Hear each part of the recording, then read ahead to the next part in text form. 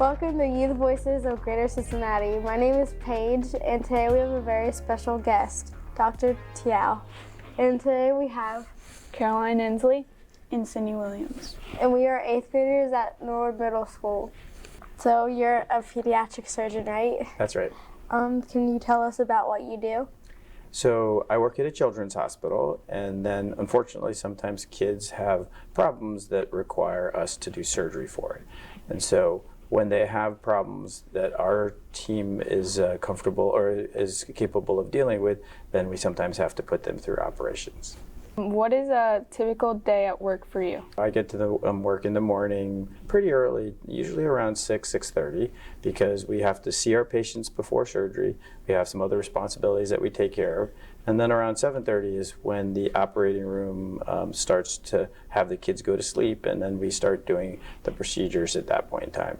And then we're typically there for good parts of the day, because some operations are pretty short, and they can take us a half an hour, 45 minutes, and some operations can take all day. Has it been the same since you started? The hospital has changed a lot. I don't know how much you guys know about the Cincinnati Children's Hospital, but it's gotten really big. It's a really big place with a lot of really complicated things going on there. And so I've been at that hospital for almost 20 years. And when I first got there, it was pretty big. Now it's really, really big because we have a whole bunch of new buildings that went up, all there to help kids. Yeah, I've been there a couple of times, a lot of times actually. Okay. How did you get inspired to choose the medical field? So when I was in college, I worked in a research lab with a doctor who was doing research in intestinal problems, actually pancreas problems. And so it struck me as pretty interesting. I was always a little bit interested in biology, and so with that, he started to show me how taking care or studying a disease process that helps or can change the course for treating patients could be really worthwhile. And so it was back then that I started to get interested in maybe medical school or considering medical school. I was interested in biology going back to maybe when I was your guys' age. What was school like for you growing up? So school, it's a work for everybody. You have to study, you have to try to get good grades. My parents are both immigrated from China to come to the United States, and they had very high expectations in terms of what we were supposed to do in school. And so we were always taught to try to do the best that we could in both high school and college. And so all along we had to work pretty hard. Were you like a straight A student? Actually, no, I was not a straight A student. In high school, I was a pretty good student. And then college, I was an engineering student, so I didn't get straight A's there. But I always got pretty good grades, so enough that I could get into medical school. Is there like a certain GPA that you have to have? Yeah, it depends on the type of undergraduate degree. I was an engineer, and so my grade point, that was a long time ago, it was probably like 3.7 something. Mm-hmm. And so that was enough to get into medical school. Sometimes the kids who are pre-med, so I was a biomedical engineer, so that's a little bit different. But mm-hmm. pre-med students, sometimes they have to even get better grades than that because the expectations are a little bit different. So yes, you have to get generally pretty good grades to get into some medical schools. But it really does depend on kind of what your background and your skills are too. What college did you go to? I went to Northwestern up in Chicago. What was it like at the university level? It was pretty rigorous, lots of work in terms of having to study, but you also get time to goof off a little bit. But you had to go to you had to study every day, and typically had to go to the library to get time and space so that you could stay focused. Because if you hung out in your dorms, it was pretty easy to get distracted and have fun, which is important. Mm-hmm. What was the process, all that you needed to do from like high school to medical school? So high school, you guys all know, is 4 years, and mm-hmm. then you apply to get into college. Mm-hmm. And then depending on college, what you decide to do during college then impacts where you're going to go. And so for me, it was high school, then 4 years of college. I went to medical school in Chicago, and then that was 4 years in Chicago. And then there's what we call residency after medical school. And that's when the first year is called your internship, and that's where you're just figuring out how to take care of patients, and you have some responsibilities taking care of day-to-day stuff. Then as you progress, you become a resident, and ultimately you become a chief resident. And so for me, it took me 8 years after medical school before I finished the first leg of training. That was in adult surgery. Then you apply for pediatric surgery, and that's 2 more years of training after that. So that was 10 years. And then because I'm particularly handicapped and mentally handicapped, I ended up doing 2 more years of transplant surgery. So it took me 12 years after college after medical school before I got my first job. Oh, So a long time. that sounds like a lot. Yeah, it's a lot of training, but sometimes depending on what you're interested in, it's not so bad. And I had a great, my family's great, and so they supported us all the way through it. Was it hard, like, remembering all, like, the anatomy stuff and things you had to learn? At the beginning, when you're a medical student, you have to spend time just learning the terms, and some of the terms they just go, what? Why does a blood vessel have to be called this? Why is that organ called that? So yeah, at the beginning, it's a little bit you have to learn a lot of stuff. But then as you practice for a long time, at this stage, most of the stuff that I deal with, it's pretty easy to remember because it's just part of your day-to-day. So it's just like getting up out of bed, like. Yeah, well, just like you get up and have breakfast and do stuff. So certain types of procedures, you do so many of them that it's just very standard on what things are and what you're looking for. Why did you want to become a pediatric surgeon? So when I was in training, in general surgery training, so that's when I was working with adults, taking care of adult patients, we rotate at the children's hospital, and that's when I got exposed to some of the disease processes that can really affect kids. And the big difference between kids and adults is, so a lot of the stuff that adults have as their major disease problem is self-induced, where maybe they eat too much, maybe they have high blood pressure because of their stress. There's a lot of things, or they smoke. Those are all diseases that you could potentially avoid by having a slightly different health habits. Kids, they don't deserve the diseases they get. Sometimes they're just born with them. The disease process that we have to transplant for most commonly is something that babies get, and we're still trying to figure out why they get it. But it's just so unfair that they get that kind of problem. And then they have to go through some really dramatic treatments sometimes to try to help them go on and do regular stuff. And so when I saw that, it just didn't seem right. And so that's where I do research on some of these disease processes, because it's just not fair that kids have to do that. And so that's why I got interested in some of the things that I do. And you do a lot of research all the time? So I'm very lucky. I have a good team that helps me do some of the research, and then we collaborate with a bunch of other programs, both in Cincinnati at Children's, but also around the country. So yeah, the research that we do, we focus a little bit on why the disease process that we have to transplant for.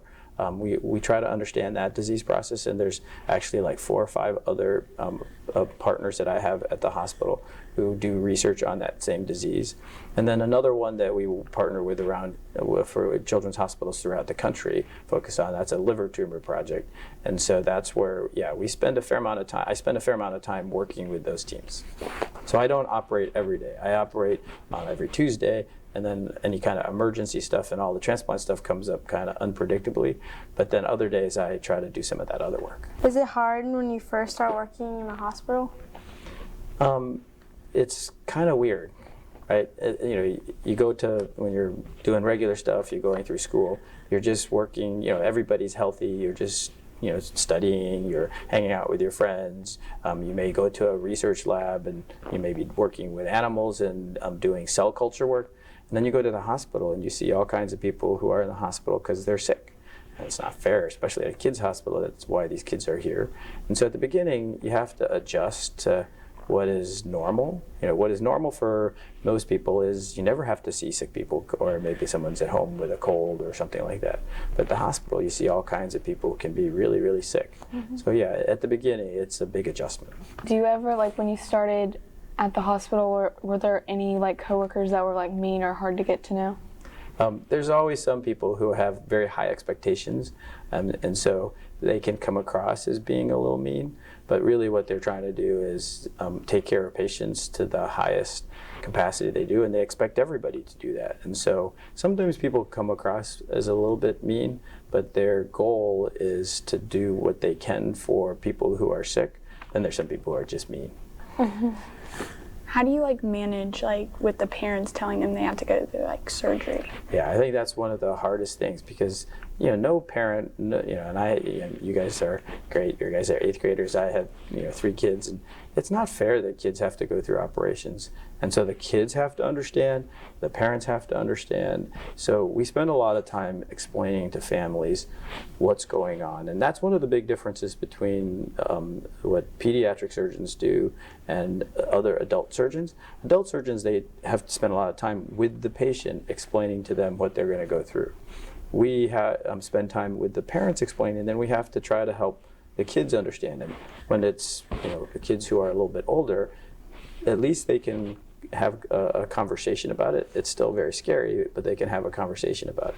Little babies, they can't figure this out, so it's just plain scary for them. And so, yes, you get used to little people being pretty mad at us. And I'm okay with the patients being mad at us. I don't want them to get mad at their parents because it's not like the parents had a choice in some of this stuff. So there's there's a lot of tests that you go through if you're sick. Is it hard to diagnose some of the cases? Sometimes, yeah, some of the disease processes are pretty tricky to figure out, and that's where there's all kinds of people at the hospital who are there to help us figure out those things. So we have radiologists who specialize in x-rays and cross-sectional imaging to help us understand what's going on. Nowadays, we have so much more technology that helps us figure out disease processes so much more than what was available 20 or 30 years ago. So the testing and the studies that take place have gotten so much better at helping us figure out. But then there's lots of kids who still have diseases that are really uncommon, and that's why you have to have people who are super smart, who are really experts in their areas. And at Children's Hospital, there's lots of people who are really, really smart and really capable and do all kinds of testing that is pretty amazing in terms of helping us figure out things. What are some of the diagnoses that are really hard to find and identify? So there's some genetic conditions in which it's really rare. So we have a team of people who specialize in genetics, and nowadays you can do genetic analysis of a lot of these things. So these guys are the ones who can figure out things that are really, really, really rare. Then there are some kind of, so there's all kinds of different examples where there's people who really have to be experts in their area to figure out specific problems that a person might have.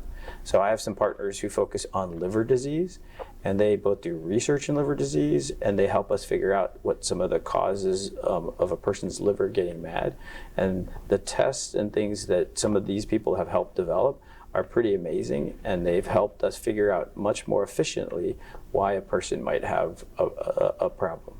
There's lots and lots of examples where the testing is very, very sophisticated to help us figure out these different things. Is there a moment where you recall you had to have fast thinking? Surgery, there's lots of times when we have to make adjustments. We like to group all patients into the same group. So if you have appendicitis, it's going to be the same for everybody. But it's actually, everybody's a little bit different. And so we have to make adjustments all the time. So we do have to be thinking on our feet. And sometimes when we're dealing with complicated stuff, and especially sometimes blood vessel work, we have to be doing lots of thinking on our feet. So that's one of the things that you get trained to do over time, which is to understand what is kind of typical and then be ready to deal with things that just aren't the way you expected, and then you have to adjust. So almost every day we have to think on our feet. That sounds Yeah, many people think that medicine is straightforward, where you have a problem, we can figure this out, and we do these things.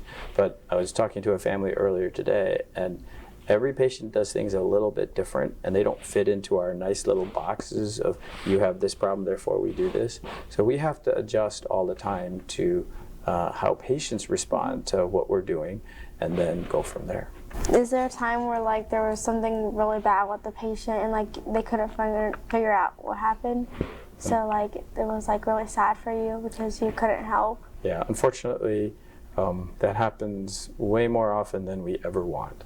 There are sometimes when people have diseases that we can't change, and it's really, really, really sucky when it's a kid, because we want all kids to have regular lives, get to do all the regular things, and unfortunately, it doesn't always work out that way. That's sad. It's really sad, and it's sad for us, but it's really sad for the patient, and it's sad for their family, so it can be very, very challenging. Is it hard staying awake during like surgeries or like during the day? So we get used to our sleep habits being a little bit strange.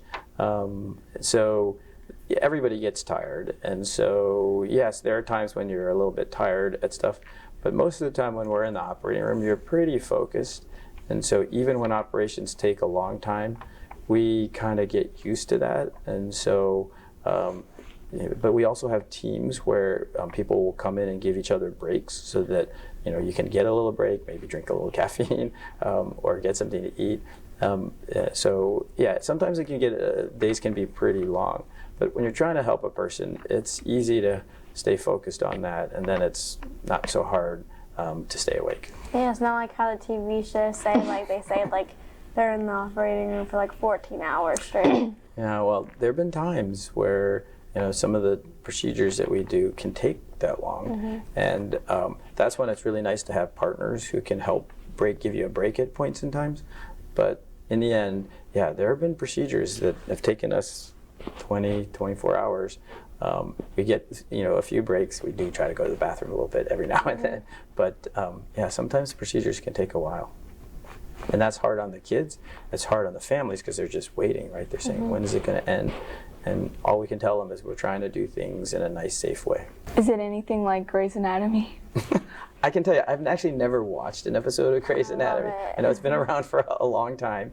But a lot of times those TV shows they try to make them realistic, but they're not that realistic. And so you go, I really don't want to see how people are portraying certain things. I've seen some of the, some medical TV shows where in the operating room you don't have a mask on. Yeah, there's Grey's Anatomy. Yeah. They don't wear protective eye gear. Yeah, you can't do any of that stuff. So if you ever come, you guys are all welcome to come to the hospital and hang out with us in the operating room at some point in time. You have to be a little bit older, but we all have to wear special gear. You got to have your mask because you're trying to protect the patients from anything that you could be breathing. You have to wear your own eye gear to wear stuff. We have the scrubs and all that stuff is pretty standard. But then you have all this stuff now. TV shows, they can't talk or they can't be clear with a mask on, so they do an operation without masks on. It's a little bit fake. Yeah, I was like, that's what I watched this person on YouTube, and he's a doctor. Yeah. And he was talking about how Grey's Anatomy, they don't wear protective eye gear, and I didn't know that. And yeah, so they have to take creative license because they're fun shows for people to see, but and there are sometimes some pretty dramatic things that can go on in the hospital, but it's not every day that there's something dramatic going on. My mom's a nurse, and she always during shows like that, she always gets frustrated. She's like, that would never happen. Yeah, right, exactly. So your mom probably can relate to it. That's where you watch maybe a couple of them and you go, oh, okay. But I can say to you, well, maybe I saw Grey's Anatomy when it first started, however many years ago, but I haven't seen an episode in 10 years. I'm pretty sure of that. And then all these newer medical TV shows, no, I don't watch any of those.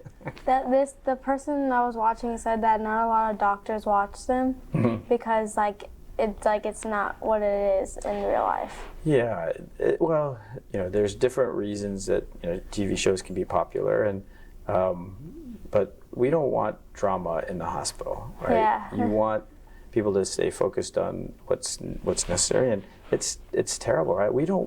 What my favorite thing would be is if I never had to take care of another patient in the hospital, because that means a little person didn't need a big complicated operation, because it's really not fair, right? And that's why many people do research at Children's Hospital, because we're trying to figure out ways so that kids need less. What's the feeling like after you do a surgery on like a child, like knowing you did it right, or like? It's nice, but it's nice to have at the end of the operation, but you know it's the best is when the kids are a year out and they can't remember you. Because that means everything went well, you're back to doing regular stuff, and they don't need you anymore. And so, yeah, we want to do the safest, best operation for every patient. That's our job. But at the end of the operation, that's only the first. It's a big step, but it's still just the first step. Then they have to recover. They have to recover out of any complications. They got to get back to doing regular stuff. Then we know that we've actually helped them, because we can do all kinds of really dramatic things, but if the kids have all kinds of complications afterwards, that's not very fun either. Is it hard, like, not knowing when you'll be off, and like you're always like on call and like with family? Yeah, so my wife is one of the greatest people ever. She's a saint. She's tolerated all that training, all these different things, and I have 3 really great kids, and they understand. And sometimes when they were little, I tried to be as available, and this is where I had really good partners who let me get out of the hospital to go to birthday parties and stuff like that. But yeah, your family has to understand that sometimes patients have to take priority over other things, because some problems are pretty unique, and only certain people know how to deal with those things.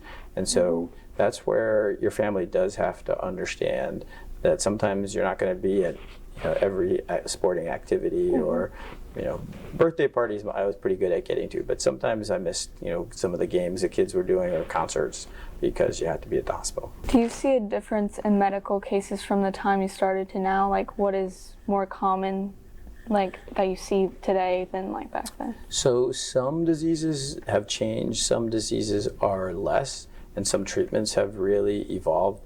There's a disease process that we used to have to transplant for, and now we don't have to do it as much because people have figured out better ways so that we don't have to do something as dramatic as that. Then there's other things that are still pretty common. So, like the most common operation that our group does is kids who have appendicitis, right? And we'd like to figure out ways that kids can not have to have their appendix taken out, but it's a very straightforward thing. Kids recover pretty quickly, and that's real common. Any given day, we have 2 or 3 kids who have their appendix taken out, or 1 or 2 kids get their appendix taken out at Children's almost every day, because there's in any given year, we have 600 or 700 kids who have appendicitis. But appendicitis, for the most part, if we catch it early, very straightforward recovery. I went to Cincinnati Children's, I think it was a couple months ago, and my mom thought it was appendicitis, and then they thought it was kidney stones, and they didn't end up finding out what's wrong with me. That's kind of stinky. Yeah. But sometimes, that's where we'd like to say everybody has an explanation for stuff, but it doesn't always work out that way. And we're just happy if we don't have to do surgery. Yeah. Because surgery is what we have. That's what we're trained to do, and that's what we're going to do. To the highest skill that we can have. But we still prefer kids not to need our services. Yeah, they did everything they could. They did a bunch of testing on you. Yeah, they were like, we don't know what's wrong with you. Yeah. And I was like, I don't know what's wrong with you. But you're good now, so that's a good thing. What would be a great day for you? A great day would be if we could figure out all the disease processes so that kids don't need us to go through surgery. I don't know if that's ever going to happen. It's not going to probably happen in my lifetime, unfortunately, but there's lots of amazing stuff that's going on in the research world, so that they're going to change stuff in a way that may make some things unnecessary. At this stage, we're still pretty far away from that. What would be a day like you prefer that didn't happen at all? There are days when bad things happen in the hospital, and unfortunately, it's sometimes people have a problem that we can't figure out, and they don't survive. That's a day we can definitely live without. What advice do you have for us aspiring to grow up and follow your path? First of all, you got to decide, are you crazy, and do you want to spend 12 years of training after medical school? That's 16 years after college. That's 20 years after high school. So first of all, you got to be crazy if you want to follow the specific pathway that I had. But if you want to be a doctor, or if you want to, I think the most important thing that I try to encourage all people to think about, kids to think about, is how can you make a difference? How can you help make our society better in some different way. And medicine is definitely a way that you can do some stuff, but there's lots of other great ways that you can make a difference in the way we all live. And so I would encourage you to think about that. Not you guys are all great students and all in a situation where you're getting to do stuff that many people don't waste it. Take advantage of, our country's great. We get to do stuff that many people never in other countries ever get to even think about doing. So on the other side, it's a privilege, but it's also a responsibility. So that means if you're going to try to study to be a doctor, try to study to be the best doctor you can be. If you're going to study to be a lawyer, great. If you're going to study to be a nurse, great. But work hard and try to figure out a way that you can really help others so that we make society better. And so it does take hard work. That's just the reality. And so if you're going to embark on that, great. Then commit every bit of yourself to that to see if you can really also sometime down the road have a chance to help others in a way that can make a difference from them. And you can do that in business, you can do that in every kind of different imaginable way. But if you're going to do something, be the best that you can at it. That was very inspiring. It's great to have you, and it was fun learning about what I want to become when I'm older. Well, that's great. If you want to do that, we're happy to help. So that just means you stay in touch with us. You're welcome to come to the hospital. You got to be a little bit older. 8th graders, you're not allowed to certain things. But once you get into high school, there's all kinds of programs at Children's to try to help everybody see stuff, and you can come. Then they have research programs for undergraduate students. So there's all kinds of stuff at Children's. There's also all kinds of stuff going on at the university hospital. So that if you guys are motivated and want to explore that, you keep in contact with us, and we'll try to make sure we can help you. Thank you. All right. Well, thank you for having me. It was very nice having you. Really nice to meet you. Thank you for watching Youth Voices of Greater Cincinnati, and until next time.